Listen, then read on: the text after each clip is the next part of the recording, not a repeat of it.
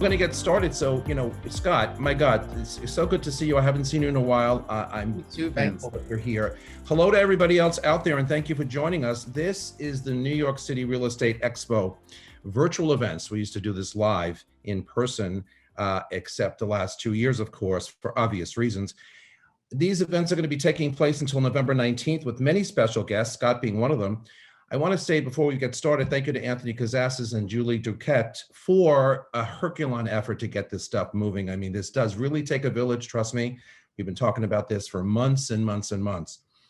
At the end of the session, at the end of our talk, there's going to be a Q&A session, so Anthony will pop back in the last 15 minutes or so to field all the questions that have been out there. And we'd like to get you some answers. So let's get started. Again, Scott, welcome, and thank you so much for joining us today. I really appreciate it. Oh, thank you. Douglas Elliman, for those of you out there who are listening, does not really need an introduction, but of course, like everything else, I'm going to give it to you. It is the largest residential real estate brokerage firm in New York metropolitan area with 100 offices in the US. And by the way, in the last 12 months that ended this past June, Douglas Elliman closed nearly $43 million in sales. I mean, that's $43 billion in sales. That's significant. Yay, Scott. So talking about Scott, he joined Douglas Elliman in 2015 as Executive Vice President of Acquisitions and Growth and was promoted to Chief Operating Officer shortly thereafter in October of 16 and then named President in 2017. Talk about a fast track. Earlier this year, it was announced that Scott would take over the position of CEO, which Dottie Herman had held from the time of the purchase of Douglas Elliman way back with Howard Lorber. Scott, that's an amazing feat. But before we get into the details, I read a quote by you that said, Douglas Elliman has proven to be my most rewarding professional experience to date. You don't really hear that too much by anyone in many different industries. Explain that to us, because I think it's really kind of cool. Well, thanks. I think there's that old adage that always a bridesmaid, never a bride. So this is my bride moment or my groom moment. So that is what my quote meant, and I meant it wholeheartedly. I think I had been at Corcoran for 26 and a half years, and leaving there was a major moment for me, but I didn't know what was around the corner. But with Dottie and Howard bringing me on board, it cemented the fact that I was in a good place and that I was able to bring back continue with what I had been brought up with, and that is a culture and a concern for the agents and the staff and the managers and everyone involved and a whole village. It was a new village. It was a much bigger village, and it was a village that was over 100 years old when I joined it.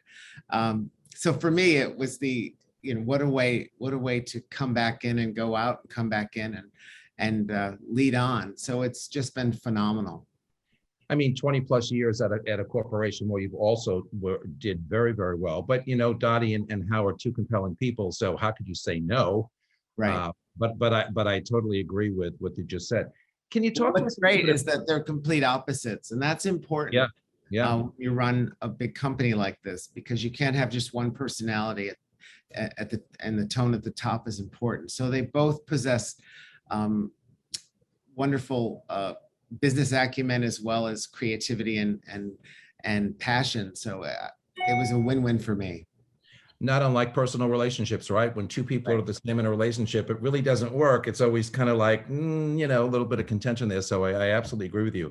But, because Douglas Elliman does have such a history and it goes back 100 years or whatever, based on that history, what would you attribute the keys to the firm's growth through the years and its ultimate success? I mean, there are so many firms out there, as we all know, some of them very new, some of them also legacy, but Douglas Elliman, really does stand out among the crowd. What do you attribute the success to? I think from the beginning, they've had a laser focus on what they're setting out to do, and that's to sell residential real estate. And they've never wavered from that. And I think it's important, especially now where we're just getting bombarded with all of these technology platforms and people and third-party aggregators and all of these people wanting a piece of our business, we've kept to the core of our business. And I think that's what we're most proud of. And I think that's why we've attracted so many great agents in New York and in throughout the company, in the country, California, Florida, Texas, Massachusetts, Connecticut. We've been able to bring that legacy forward and also modernize it. So I think that was one of my fears, that it would just be this old state company that really didn't know where it was going, but it's completely the opposite.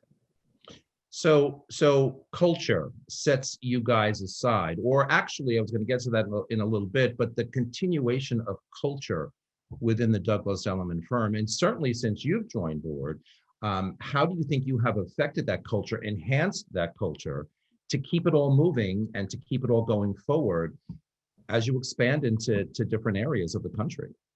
Well, I was lucky. I had Barbara Corcoran as my first real mentor, and Teresa Hall and Esther Kaplan. Ladies, God, I mean, what remember, names? 30 years ago, God, it was all female run, and we had very few males in there. But I've got my training early on, and let's not forget, Barbara was from a family, a 3-bedroom house with 10 children in Edgewater, New Jersey. So everyone is included. There was a seat for everyone at the table. So I'm from a very inclusive company prior to Douglas Elliman, and we have the same at Elliman.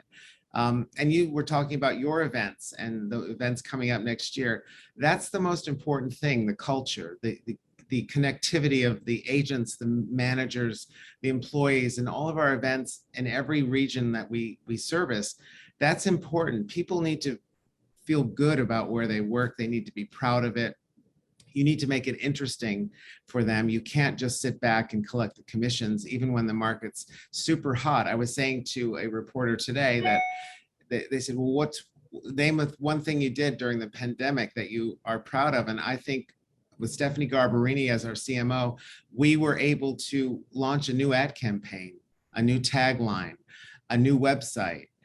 Connie Mui Riley and David Ballard from Vector. We were all in this together. We were able to launch everything. A lot of people don't know, 1 week before COVID, we had our national sales event at the Mohegan Sun. Yeah. And we had 1,500 people there. And then the world shut down a few days later.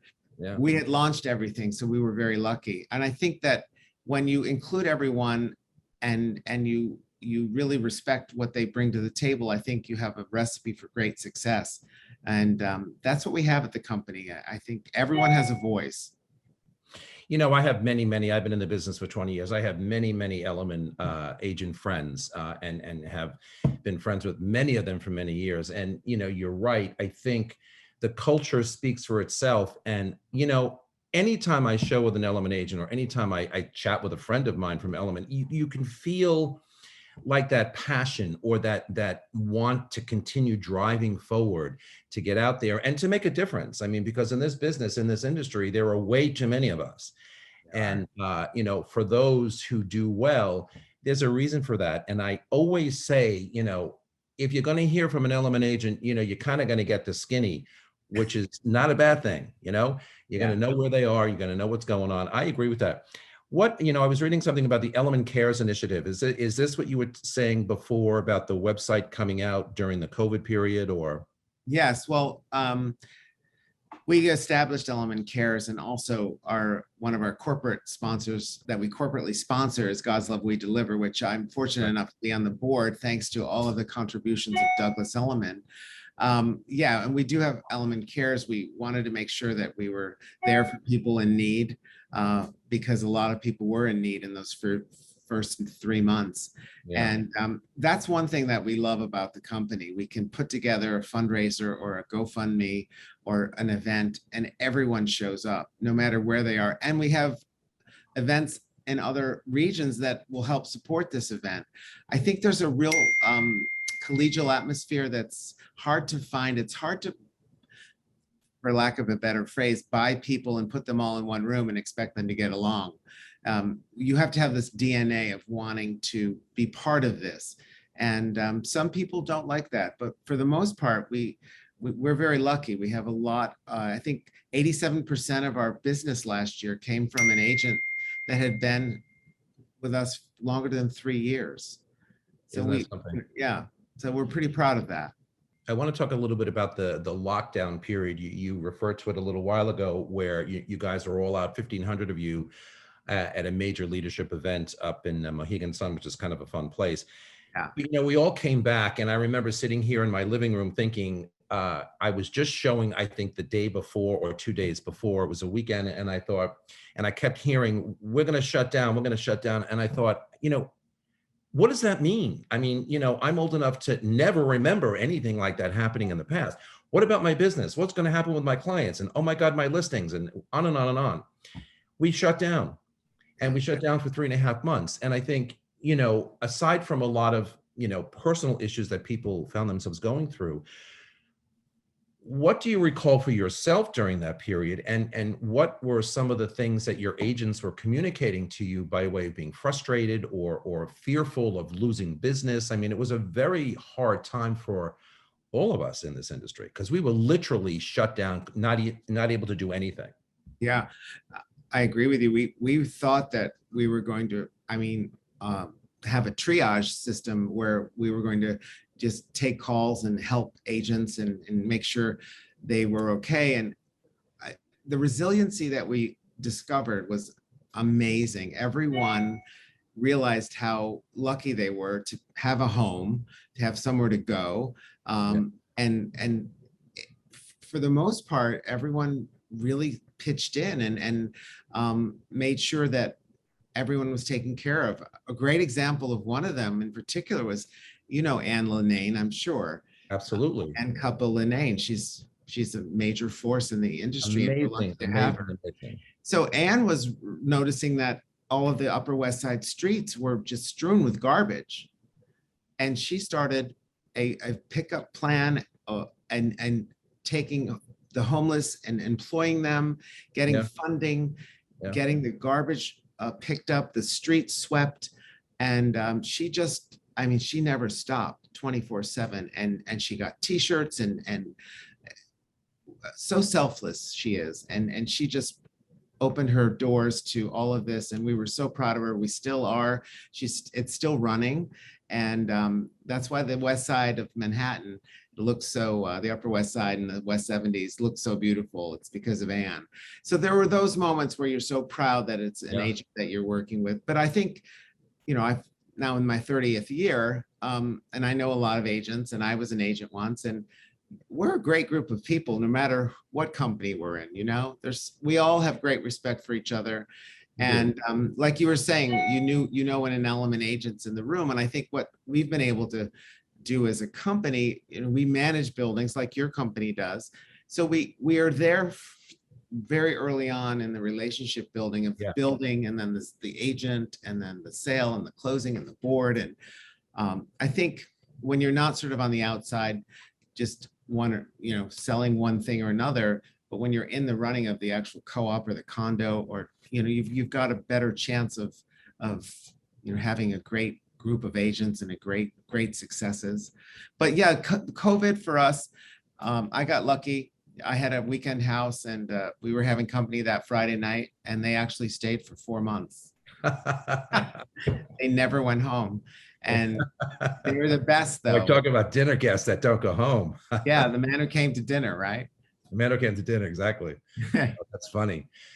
Well, at least it was company. But, just getting back to a point you made before about how all of us sort of in this industry, stick with one another and support each other. There's one thing, and I've done many things before real estate, but the fabric of New York City, I think you really get involved in the fabric of New York City and everything that's involved in that as realtors, because we touch just about every possible situation: people, housing, as you said, Anne Linane on the streets. I mean, it's amazing what sometimes people look up to us to do for them, and not just a real estate transaction. And I think, look, maybe it's bravado, but I think it's a cut above. And I'm always saying, and I'm always proud to say that I'm part of the New York City real estate family. I think it's amazing. So coming out of COVID, as we have comfortably come out of COVID, I'm assuming from the beginning of this year, and I always, still keep my fingers crossed. Where do you think the market we've gotten so much better this year, but where do you think we're heading in the next 6 months to say the next cycle of a year of real estate? I think we are pretty much going to have the same type of fever we're having right now. I just don't see it letting up.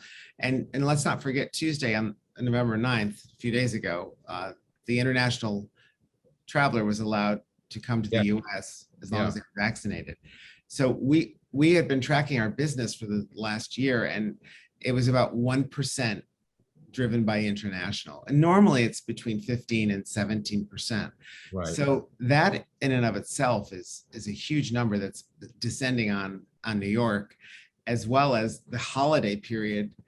We're expecting the market just to take off again. And, we're having some inventory issues and some shortages, and we're having bidding wars in the rental market, which we've never seen before. Go figure, right? Yeah. So I think we all have the perfect storm happening, and it's a good storm. But I think, everyone loves New York. It's so resilient. We have a new mayor. I think we're just going to see a fever pitch. As a company, we have 111 offices around the country. So Florida is on fire. California, I shouldn't say is on fire, but it's busy. You know what I mean? Yeah. No more wildfires, please, out there. But we are seeing, and the Hamptons, Long Island, every one of our markets is overperforming, and it's really exciting. I was going to get to the Hamptons in a minute, but just a couple of points. I think that I agree with you from the perspective of the foreign buyer. But interesting, I didn't know the statistic. At your firm, 1%, and you're used to about 15, 16%. That sounds about right. So do you see that foreign buyers or investors, as we like to call them sometimes, are going to be coming back and being as active in the market as, say, what I call domestic people? I mean, I still think that there might be some foreign issues with money and translation of money and et cetera. But I agree. I'm hoping that happens to continue to fuel, especially the new development marketplace, where they seem to really kind of focus on purchasing. So you see that really. We do. And, we always say they love, I'm not sure which agent coined this phrase years ago, but they said that they like the bow on the box, and foreign purchasers love something that's brand new and never lived in, they really do. And our relationship with our international exclusive relationship with Knight Frank, they deal with all of the ultra high net worth individuals around the world.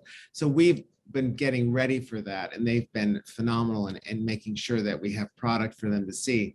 So they're definitely coming. Some of them are here, they're looking, and the exchange rate for them is really wonderful. So that as well as there's a lot of great inventory that they'll like. Not every New Yorker wants to be in a high rise and on Billionaires Row, but the foreigners do. The foreigners do, exactly. So the shortage of inventory, as you alluded to before, in fact, it's true. How do we stimulate that, or how do we get that moving again? How do we, I guess the question is, get more listings out there? I mean, are people still sitting back saying, I don't know, I can't get what I used to be able to get. Now I'm going to wait, and maybe 6 months from now. What are your thoughts on that? It's interesting. I think we thought, and I know we all thought this, that with COVID, that we were going to see a lot of listings come on the market because everyone we knew in the city was buying a second home, whether it was in the Hamptons, Connecticut, Hudson Valley, even Westchester became a weekend home. But they bought all that up, but they didn't sell what they had. And we were sort of waiting, like, when are they going to sell that? And all of a sudden, as Jonathan Miller from Miller Samuel said, it's all about having a co-primary home. They held on to their Manhattan and Brooklyn real estate. Then they bought something else. They're going to live between those, Tuesday, Wednesday, Thursday in the city, Friday through Monday and the second home. So that's what really happened. We never saw the flood of new listings. Now, to get more listings, that's a great question. Many people, when they see a market that's appreciating, they hold on. They say, well, let's keep waiting. The prices are going up. So it will be interesting to see what happens. I think another piece of this puzzle is that many people are looking to the low tax or no tax states. Nevada, Texas, Florida. Florida. Yeah. So Florida's getting really hit on in a great way. We just, you put it on today, it's gone tomorrow or tonight. So maybe they'll start to see their tax advantages and maybe their lifestyle will change. Maybe they don't want to have, 4 seasons up here. They want a warmer climate. We don't know, but we can't build it fast enough. And of course, as you know, dirt is expensive in New York. So to get something built now, you're talking, 2 years away, 3 years away. So, Absolutely. and we have a finite number. And what's also great is that everything gets pushed out. So everyone's looking out in Eastern Brooklyn and Southeastern Brooklyn and Queens, and Forest Hills Gardens is huge right now. I just did a tour of that last week. And it was just wonderful. And the homes there are beautiful, and you can get a phenomenal home for just a couple $1 million, which is not going to stay too long. And so all of these pockets are beginning to, people are realizing that they can move further out. The Gold Coast of Long Island has taken off. That was forgotten because everyone was on their way to the Hamptons, but you can really get a phenomenal home on 5 acres out there where you couldn't get that anywhere else. And I know people who have, the funniest thing, on social media, as all of our real estate agents have adopted social media. I laugh sometimes when I see all these postings, New York City is back, New York City is back. And the first thing I laugh, the first thing I say is, it's not back. It never went anywhere. Exactly. Where did it go? I mean, New York is back. It didn't go anywhere. As you just said, New York is New York and will always be New York. And we will always love it. And the people who live here, look, you have to be here, need to be here, want to be here. There's all of those, situations, but I get what they're saying from a PR perspective, but I like to say it never, when people say that to me, Vince, is New York coming back? I'm like, it never went anywhere. Let's just keep moving. Let's keep doing, because, there's lots going on there. Howard Lorber, our chairman, said to a reporter a few months ago, probably a year now, but that New York's just in a little coma right now, and it'll wake up. It did. Right. It did. It was very quick, very quick. We had to unplug New York and plug it back in. That's it. Right. What was important, though, to realize the prices had come down pre-COVID. So they were already adjusted from the 6 to 9 months before COVID. So by the time we came out of COVID, they looked really attractive. And that's why we're seeing everyone buy everything up. That's also very right, but that's also a very true fact, because people still say to me, buyers of mine still say to me, but Vince, what about that COVID discount? Why can't I get a COVID discount? And I say, there was never a COVID discount. This happened before pandemic, as prices were adjusting way back in 19. So this is not, this is not COVID related. You did mention the Hamptons, and I just wanted to quickly ask, so you see, the outer, as you said before, the outlying areas of New York City proper continuing to grow. In the past, those were luxury markets. Those are, kind of the Wall Street bonus guys and gals buying their second homes and third homes. Has that changed at all, or has pandemic really sort of flattened the surface whereby now just anybody who wants to buy a second home is buying a second home, regardless of whether they're a Wall Street bonus person? I mean, because it is robust these days. I think that old, remember how much we would quote, wow, the bonuses are coming out. 100%. And then we would wait for that January bonus to hit, and then we'd have lots of customers. The Hamptons took on a whole different resident. Everyone left New York thinking this is temporary. So they every rental was gone. I think I remember reading that 700 freezers were bought at PC Richards in Southampton. Oh my God. Isn't that amazing? 700. Yeah. And the people ended up buying what they were renting. And now it's becoming, you really have to find the great agents that know what's available, because there's such a limited inventory. It's still very, very hot. I mean, we have not seen it abate at all. So as I said, co-primary, half a week in the city, half a week in the Hamptons. Correct. Yeah, listen, if you can do it, not a bad thing, right? Right. Everybody is focused on technology, as you know, the impact of new technology on our business. I mean, through the years has been significant. So how much more can we take is the question I teach in continuing ed sometimes when I find a free few minutes. And, and one of the things I teach is, the technology stuff and this social media stuff. And people say to me, but Vince, how much more can we absorb? And, I keep saying, listen, I started my career, X amount of years ago at IBM, where I'd sell mainframe computers for $9 million, but, they were so big, they needed air cooling underneath to keep them cool. Now we have all kinds of devices. So who knew we were going to be there in 20 years, right? Right. So in your opinion, where do you think we go? I mean, from a real estate perspective, it has helped us enormously. But do you think there's still room for growth or more push towards the better and greater technology? Well, we have an investment arm now at our parent company called New Valley Ventures, and that's a prop tech investment arm, which will be staying with us when we spin off soon. What's great about what's great about that is that we're able to test out. We're sort of their guinea pigs or their beta testers.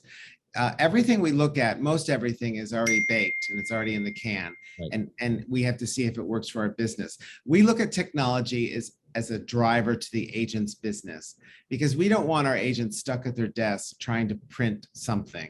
Everything's in the cloud now. We want them out in the field doing what they do best. So for us, we look at how it will affect the agent's business. So we just launched My Douglas 2.0, which is an intranet thing with internet software that our agents go in, and when the screen comes up, it's a dashboard of 8 squares, and it tells you your year-to-date GCI, or your pending, your exclusives, your marketing, your advertising budget, and anything you want to put up there.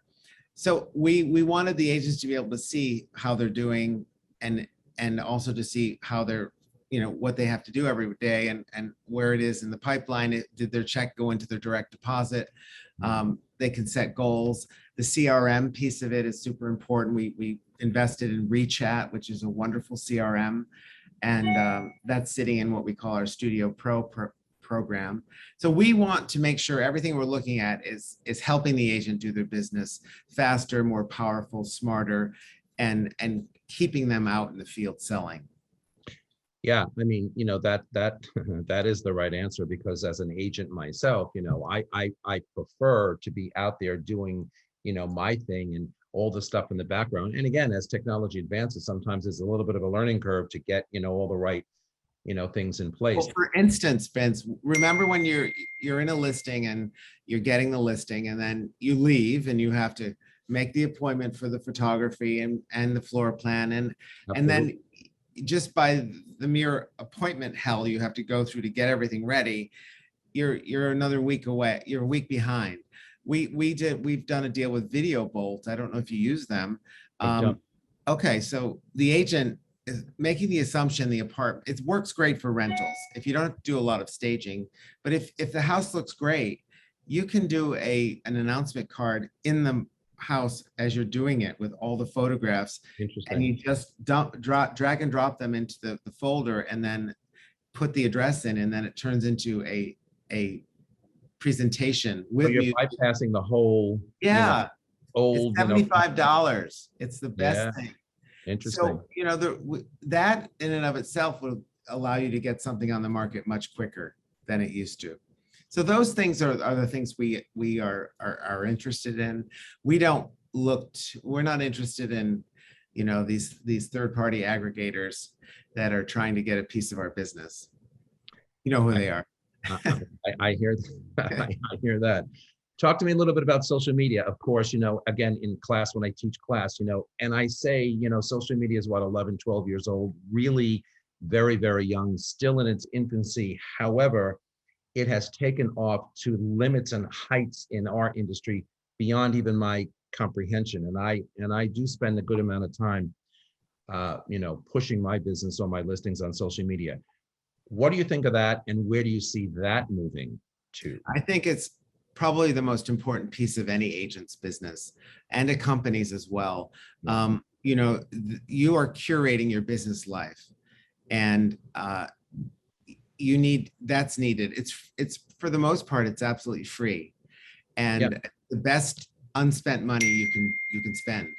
And for us, we have hundreds of thousands of people on Twitter and Instagram and Facebook. So do our agents. We have the Eklund Gomes team, the Altman brothers, the Alexander brothers, everyone you can imagine. All of our agents are on there, some on television, some doing things that, enhance their business. It's so important. I think you have to be careful though, and know who your audience is, and make sure that your content is relevant. Absolutely. Yeah. We've seen a lot of things that, you just think twice. Is this right? Is this tone right? Who's my audience? Where's the property? Many times agents forget they're selling a property, and it 100%. becomes all about a fashion show. You can do that once in a while for fun, but don't lose your focus. But I also tell people it's important to follow your company's branding and your company's tone. If you're advertising your listing, it's your company's listing. Yes. By the way, it's not just yours. So you gotta follow the tone and the templates, whatever you want to call it, of Yep. your company branding, and then you will not forget, hopefully, the address or your contact info. I see sometimes postings go by and there's not even I see that person who posted it, but there's no contact information. It's like, well, how do I call you about that, right? I know, and the link is broken. Yeah, right. You can't get through. Yeah, right. The hot link is going to nowhere at that particular moment. Yeah. I've hosted a New York real estate podcast for almost 8 years now, and I mean, it's hard for me to even believe or fathom that 8 years have gone by. It's extremely popular around the world, and one of the reasons I say that is because New York City real estate is a fascination around the world. No matter where you go, you go to cocktail parties, everybody knows you're in real estate. So Scott, what's happening in the market today? What about this? And what about? I just read about a $200 million penthouse being sold. How is that possible? I can buy an island for $200 million, right? Right. So, people want to listen to this. Now, I know you guys are starting a podcast channel. Yeah, we have. Yes. It's a repository for everything. Anyone in the company that does a podcast, it feeds into that. And we have some wonderful people that have great podcasts. We have Dave Worth out in San Diego. Fran Katzen does one in New York. And it's just a great way, especially if you have a great voice too. Yeah. And it's a wonderful way. And Dottie Herman actually has her own radio show on Saturday mornings on AMC. She's running a long time now. Yeah, she is. Yeah. I think it sort of puts you at a different level, and there's people actually, they love to know more than you. I mean, remember the days when we knew more than them. A lot of people on this call don't know what we had to do when we got the listings in the New York Times in the back of the paper. Oh my God, I miss those days. Sort of. And the buyers would be like, why is everything out of order? And we were like, so we can stay in business. You need our help. Now it's completely reversed. So people love to hear themselves talk about real estate. And you're right. I was at a thing the other night, and I said to my husband, Dave, we were listening to some people and they were all talking about real estate. And I said, well, should we jump in the pool? And we did. And, the rest of the next 3 hours, that's all everyone talked about. Yeah. Look, it's a pastime no matter where you are. I go up to Westchester or out in the Hamptons. It doesn't matter. Everybody, when they realize, who you are, what you do, it's the first question, or sometimes, the ongoing question. Remember the old question was, are you in a rent controlled apartment? Yeah, oh my God. In 1991, that was the big question. I'm aging myself. Well, listen, and then now it's rent stabilized, right? But then there's still some rent controlled. And we know folks who are in both of those, but I agree, and I think that it only really heightens the interest for our industry. Look, there are many industries out there that people work in, but we're only concerned about ours, or should be. But I think also, as it's a great educational tool. I mean, I get a lot of brand new agents say to me or email me because they've listened to an episode or two saying, hey, I learned more listening to your panel of people than I do if I go to a class and listen to textbook stuff, because we're talking about real life, ongoing issues. And you can't make this stuff up, Scott. I mean, quite frankly, you just can't make this stuff up. You've been around the business a long time too. So every day I say I learn something every day, and it's good, but I often wonder, wow, if the learning stops, what does that mean?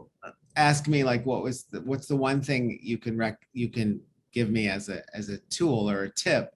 And well, the first thing I say is, you have to listen. Oh my God. Just listen, take a breath, What is form that quote that thoughts. says, I've never learned anything by talking, Exactly. right? Yeah, It's very true. well said. Yeah. Yeah.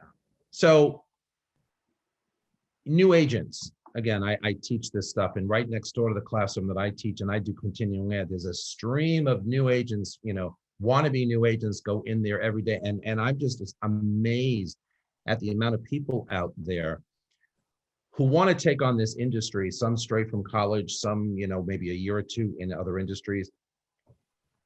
What is your feeling on that with an overpopulation already of agents in this town? Uh, what do you say to people coming in brand new by way of how do you get started and what your expectations should be? Because I mean, when I was running Blue, as you remember, people would say to me, they'd come in and I'd interview new agents and they'd say, well, do I get an expense account? Do I do these fancy parties like I see on TV? Do I get car service? And they were serious. I mean, they really thought that this was how it worked, for New York City real estate agents. And I'd be like, hold on, time out. No, I'm one of the owners of the company. I don't get that stuff. Okay. You never threw a drink at someone on TV, Yeah. yes, I mean, I remember the first few years of all the TV programs, how people thought that was our glamorous life.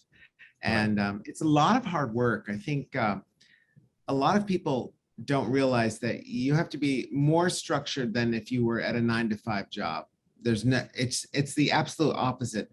So many people come in thinking that they will have free time. Well, Yeah. free time doesn't pay the bills.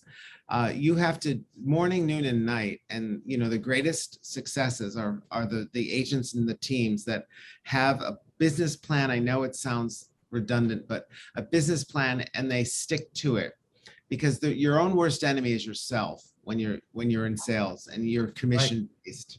You're not going to a showroom at Audi and selling cars. You are out there trying to find business. I always say a great interview is when I really have had enough of the agent talking about themselves, because I know they'll do well. The Right. biggest egos that walk in the door generally do well. Yeah. If they can sort of fine tune some of the things that might work against them. The timid do not do well. They just don't. It's not easy. I think this is one of the hardest jobs in anywhere outside of a surgeon, right? Listen, I've said the same thing for years. I've had many other jobs, in high end companies, sales, whatever, quota, business plans, all that stuff. But I've said for years, for 20 years, that this is the hardest job I've ever had. And for all the reasons you just explained, people go into it, including myself, saying, oh, I've had enough of corporate America. I need some flexibility. I need some time. I need to do my own thing. Well, that doesn't work, because if you want to do your own thing, then you're not making any money, because we get paid when we do something. Right. But it takes some time to get there. But the newer, younger agents, I think sometimes still come in, with visions of grandeur, Yes. until you sit them down or management sits them down and says, hey, this is what you need to do and this is what you need to focus. And there's a huge percentage of you younger agents, or newer agents, I should say, that don't make it. Yeah. And probably, they're, as you said, the more timid types, or not the aggressive types, or as I like to say, the bold types. But Yeah. they get, they hopefully learn. I came in not knowing anything. I sat with very senior people back in the days in Halstead, and I learned from them. Who I was was, one of your mentors? oh my goodness, who was one of my mentors? Amelia Gewirtz, Andrew Phillips, Dorothy Somack, Roberta Moser. I sat with all of them, in this little quad area, and they had all been at it for many, many years. Dean Feldman. I mean, there's so many of them. Schwab. Yeah, the Schwab House. Yeah, Mr. Dean. But they all took me aside and said, hey, this is what you got to do. You seem like a smart guy. You seem like you're focused enough, or salesy, whatever, but this is what you have to do and what you don't have to do. And I have to tell you something, listening, as you said before, I mean, it was everything, because you certainly don't know it all, even if you spent 20 years, in a business. that you were successful in, and now you've changed it, so it's completely different. So before we get into some of the newer things that have been breaking lately, what, from an overall, industry perspective for real estate, for, what do you see as the major challenges for our industry moving forward? We were, like I like to say, pre-pandemic, during pandemic, now we're post-pandemic. What do you see from a high level perspective, brokerages, agent, and just an industry as a whole? Where are we, in your opinion, going in the future? Well, I think I've said this before, that the real estate transaction for me, I think, is a thing of the past. I think the really great agents are becoming family advisors or property advisors or global advisors, and they travel with the client. So we have agents that are licensed in Florida, California, and New York, Colorado. They all have 4 licenses, and they jump around with their client. I think we've elevated the role of the agent, and it's not a quick in and out. I mean, we all know those people that never get repeat business, but they do a lot of business, Yeah. Just Yeah. happens. But people are now very focused. I think I was saying to someone today that there's a certain cachet about the business now that there wasn't. It was right, when we started, Vince, it was, oh, you don't have, okay, how long are you going to do that until you have to get a real job, right? Or, but this is really, I mean, we're finding that, 20% of the people are doing 80% of the business. So it's a very, and then last year we sold 29 billion at Douglas Elliman. We're already at 47 billion this year. Yeah. There's something to be said. I know the market's hot, but we're doing something right. And especially in a tight market, when some of the whisper listings or the pocket listings are out there. And if you don't know the great agents, and that goes back to be nice to everyone, be nice to everyone you've met. Someone that comes to my mind, one of my early mentors, even though we started at the same time, is Deanna Corey. Oh my God, yes. Right? Oh, I mean, Deanna never was not nice, was very, she taught you, she cared for you. She didn't care what company you were with. She still does it to this day. There's so many I could name, but you have to realize that you're building a business. Every single day, every moment is about your business. There's no other way to, you can't not walk into a room and not think. If you walk into a room and wonder where the bar is, real estate's not for you. You've got to walk into that room and say, okay, I need to work this room. Where's my next listing? Where's my next buyer? I think that's lost on a lot of people. I couldn't agree with you more. And especially some of the newer people, but also on some of the old timers. People used to hear people in the office say, my phone's not ringing. Is the market quiet? I don't understand why my phone's not ringing. And I used to say, well, who do you expect to be calling you? Right. Who picks up their phone? No one. You need to call them, or you need to go and find out what their needs are, or where they are in their real estate mind, or whatever. But I used to hear it all the time. Like, my phone's not ringing. There must be something wrong with the marketplace. I don't think so. Yeah.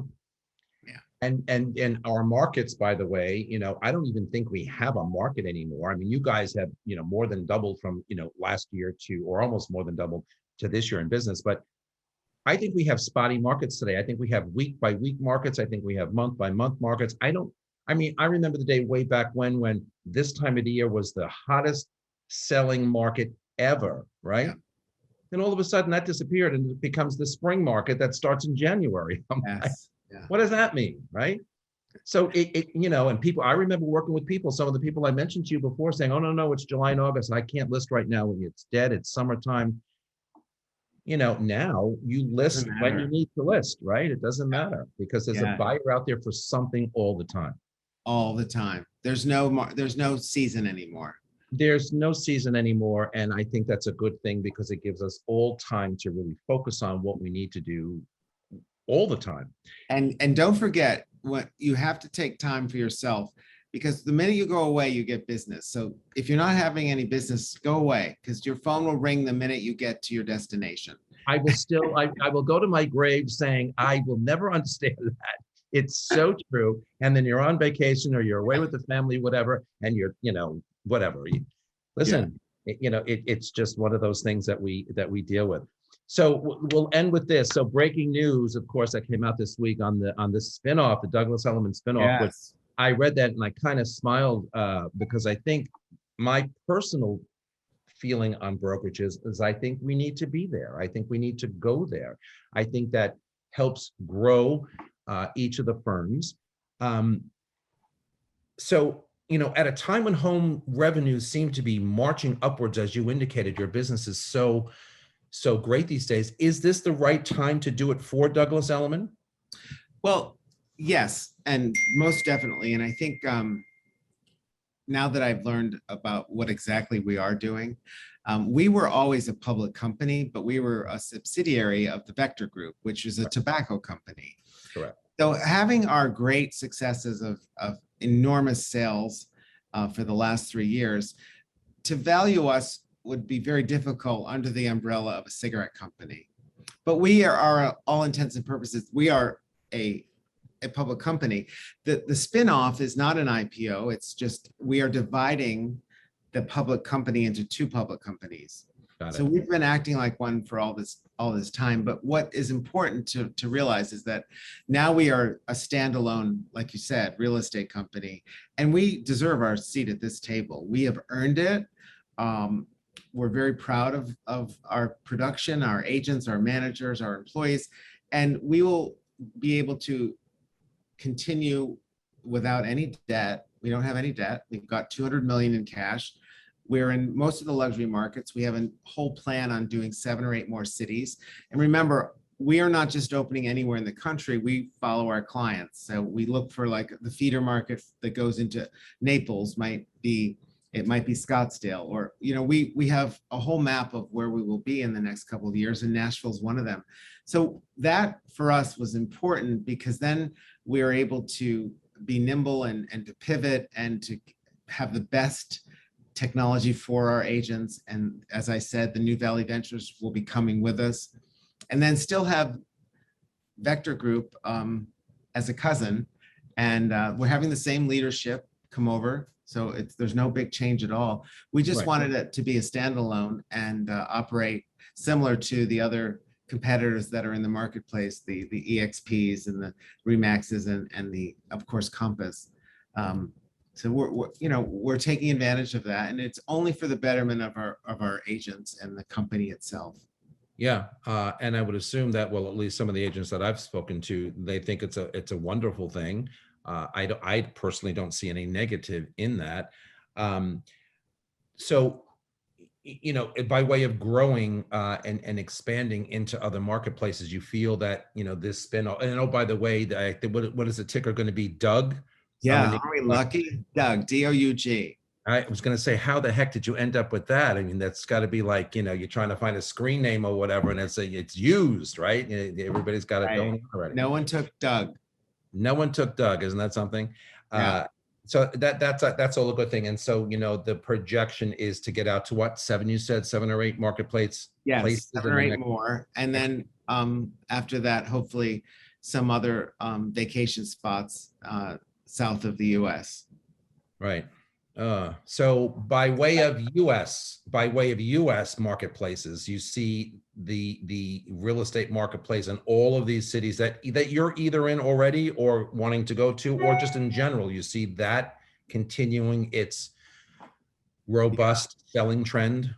Absolutely. And I think we base it on our average price across the country is 1,600,000 right now. Across the country. Yeah, across the country.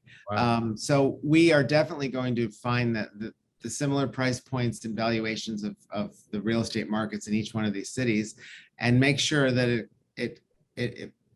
where are the people from Austin going? Are they going up to, Jackson Hole, or are they going over to, where's Chicago going? Where does that feed into for vacations? So there's a lot of geography there, but these are very, as I said, laser focused initiatives. And being a separate standalone company, we'll be able to do this and have great great financials, hopefully continued, as well as a good amount of money in the bank to weather anything that comes our way if we need it. And you remain as CEO. Yes. Well, I've only been since August 4th. Yeah, you got to give me some time, right? Absolutely. No, that's all great stuff. And so I think we're going to get to some questions. If Anthony's there he is. There he is. Well, I haven't looked at any of the chat room, Anthony. So if you got some questions for Scott, that would be great. Yeah, actually, we only have one question, and it's from Sean. Regarding the majority of buyers in the city, what percentage of this do you think are from overseas? Well, 1% right now, but let's check back in a month or two, or maybe first quarter 22, and see what the number is. But it's almost nothing right now. Interesting. Yeah, and we have those big luxury buildings like the Waldorf Astoria Hotel, which we feel that's a big international pull, an international buyer, and 53 West 53rd, 111 West 57th Street. So we have the inventory in the middle of Manhattan that they will be looking at. Scott, one follow up on the announcement. So is Douglas Elliman Development Marketing coming over with you guys? Yes. Or Yes. it is? Okay. Yeah. So all of the real estate, all of it's coming with us. The investment piece called New Valley Development Real Estate, they will stay at Vector because they invest in our new development. So they'll still be with that company, but everything else is Douglas Elliman Development Marketing and the Douglas Elliman Property Management, Douglas Elliman Title, Mortgage, Escrow. All of those services are coming with us. Sarah Rotter says hi, everyone. Hey, Sarah. Hi, Sarah Rotter. Yeah, I love her to death. I was just going to say, Sarah says hi, Scott and Vince. Sorry. Love you guys. What is the discount for renovated apartments, Scott? It's interesting. There's not a large discount, but we need to be careful there because people are shying away from doing any work. I mean, you've probably felt this, Vince, when you're showing, not that they used to love to do work, not love, but now you can't find anyone to do the work. And we're finding that a lot of the co-ops are really not wanting summer. They don't want people working there that aren't in the summer. They have the summer rules in effect. So, but it's really hard to find people. Also, it's doubled in price. What used to be $200 or $300 for a normal renovation is now $600 a foot. So you have to be careful there. But I think if you have the strength to do this, or the stomach, co-ops are so well priced. They really are. Co-ops are so well priced and so, underrated sometimes because of the glitz and glamour of all the new stuff. But, I agree with you on that one. Interesting also, just to add to that, on the new development side, it's difficult to get buildings finished in time as well for the same reason. These contractors are so strapped and we just can't get enough of them. And one of my buyers just told me the other day that he got a 7-month timeline for his contractor to start work on a renovation. And he said to me, Vince, is that kind of normal? I said, no, it's not normal, but it's today's normal for at least a little bit more. Because that 7 will turn into 12. Well, exactly. And then the work on top of that, another God knows what. So, I don't know. It's one of those things. I guess you guys could both answer this. The possible effects on U.S. taxes and inflation on real estate? Well, what do they say? Inflation allows you to have more debt. Is that right? So I don't know. Interest rates are staying so low. And we're noticing now that a lot of the private banks are giving you another point off for if you lock your money up with them. We just saw a 30-year come through the other day from, I think it was Wells Fargo, for 1.4. Wow. They don't care. They'll hold it. The buyer did have $3 million in their bank, but I don't know. I don't know if there's going to be a large effect on that. I would agree with that. I think, first of all, I like to think and I like to say, inflation is just a moment in time, okay? And it's kind of a fleeting thing. I mean, everybody gets all crazed sometimes with the word inflation, and obviously from political reasons. But I think interest rates, Scott, you're right. You know, first of all, they've gone up a little bit from where they were a while ago, but they're still historic. I mean, not even the word historic doesn't even apply anymore. They are just so crazy low. I mean, look, I'm old enough to remember my first mortgage was at 17%. Okay. It's So like, was your bank, so was your certificate of deposit. Yeah, you yeah. could live on And that. then it was 12% with the next purchase. Then it was 7% with the next purchase. And I thought 7%, you robbed the bank. Oh my God. Right. Yeah, we Talking just about did a numbers today. study. We just did a study of, we wanted to see the correlation between interest rates creeping up and the housing market. And if, you know, if rates went up, they have nothing to do with each other. No, For the last 20 years, rates have gone up. It doesn't matter. No. Scott, could you please mention again the name of the CRM system and video device you use at Elliman? Sure. The CRM is called Rechat, RECHAT, and they're out there in the open. We have nothing exclusive. It's like we're not building anything. So this is out there. It's called Rechat. And the other one is called Video Bolt, like a bolt, B-O-L-T. Yeah, they're really great. Gotcha. We got one more question. They say, is that a pull-up bar in the back by on your doorway? Can you do 20 pull-ups?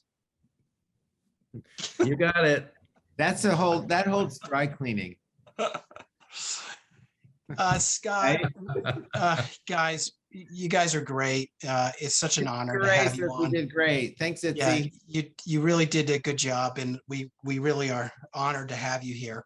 And of course, Vince, as always, you're the best. You're the best out there. I'm not sure who's better, you or Michael Stoller, but it's a tie. But guys, not answering your questions, how bad can you be, right? I mean, it's so relative. You're amazing. You really are. He told me how much he loves you. Yeah, you're a natural. I love him too. I've been working with him for, I don't know, 8 years, 9 years already. Yeah, we so appreciate you. You're phenomenal. You are. You really are. You're a natural in this. Yes, so we're very happy to have you. Guys, Douglas Elliman, Scott's assistants will have all the emails. So if you want to continue emailing Douglas Elliman on questions, you can. Scott will send out a thank you. His people, of course, will send out a thank you. You guys did a fantastic job. Bye, everyone. Thank you so much. Thanks so much. Thanks, Such a Ben. pleasure to Thanks, see you. Anthony. Thank you so much. You too.